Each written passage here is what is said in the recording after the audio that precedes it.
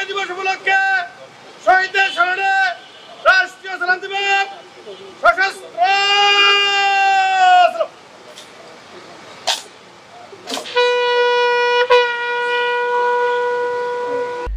মহান বিজয় দিবস আজ 53 বছর পেরিয়ে 54তে পা দিল বাংলাদেশ। 9 মাসের রক্তক্ষয়ী যুদ্ধে লাখো শহীদের রক্ত রাঙিয়ে বাংলার দামাল ছেলেরা কেড়ে এনেছিল ফুটন্ত সকাল। আজ 16 ডিসেম্বর বিশ্বের মানচিত্রে বাংলাদেশ নামে একটি স্বাধীন ভূখণ্ডের নাম জানান দেওয়ার দিন।